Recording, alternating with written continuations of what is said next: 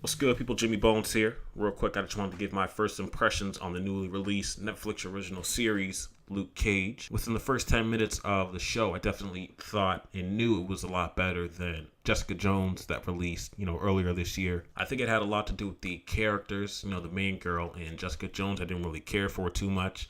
The villain was a bit of a freaking creep. He would mind control people into raping them, and that character was so, out of the ordinary, and I guess though far-fetched sort of thing that I basically just couldn't relate to him. The villain in Luke Cage, though, he's Remy from House of Cards. He's like a mob boss. Well, he is a mob boss. What am I talking about? He's great thus far. I'm 6-7 episodes in. And he has this sidekick dude. His real name is Shades. That's what they call him. They just call him Shades. I think he's an even, better side villain. I think he's an even better villain, or just at that same level of the main guy, Remy or Stokes, Cottonmouth. Both villains are great. Both characters are set up very well. Moving on to the color and how the show is shot. For example, Remy's I keep saying Remy.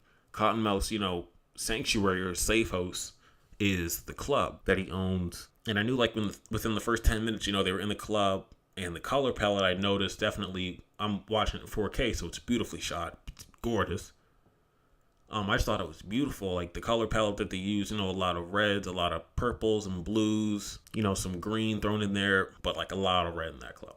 This dude loves red. And he got a poster of Biggie. I was like, oh, look at that poster. So yeah, that was great. A lot of attention to detail.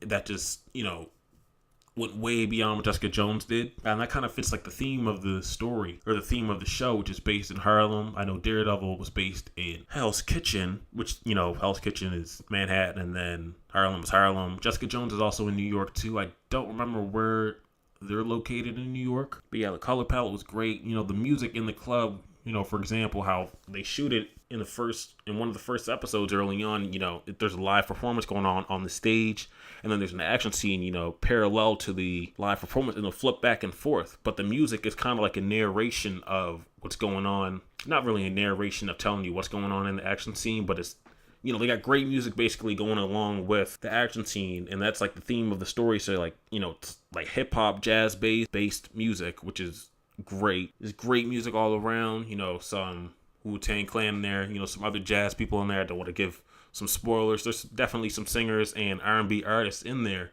that a lot of people will recognize. There's at least one dude that a lot of people will recognize. Don't want to give no spoilers away for that. So yeah, the music's great, color palette's great. The theme of the show, based in Harlem, it separates itself enough from Hell's Kitchen and Daredevil and then Jessica Jones. The main character, I think his range as far as an actor goes, he's very serious. Maybe that's just the theme of Luke Cage, the character himself, in the comics and whatnot. He's a serious dude, but he's great nonetheless. Pop, kind of his mentor pretty much, and then all the other side characters. There's a couple cameos from, I definitely remember at least one cameo from character from Daredevil. Not going to spoil it here, but go check it out. Characters are great thus far. There's one glaring problem that I have with the show. That's later on. I think it's episode 5 or 6, they bring in the Asian girl from The Wire, and she is so annoying. I think she's a terrible actress. She exaggerates her words way too much. She just tries way too hard to be a super serious cop. She eventually takes off out of the show, so the show's good now. There we go. Biggest problem, gone. But I definitely still rank, Daredevil above Luke Cage thus far. I'm only, 6-7 episodes in, but I think the Punisher is, from Daredevil Season 2 is better than any character in Luke Cage thus far. I think he's one of the best characters in any of the shows that are on Netflix right now. But that's pretty much it, though. Just my quick first impressions. I'll probably finish it up within 2 days. I got another 6-7 episodes, I guess. I think it's 13 episodes long. Not too bad. But yeah, that's pretty much it. Jimmy Bones here. Comment, share, subscribe.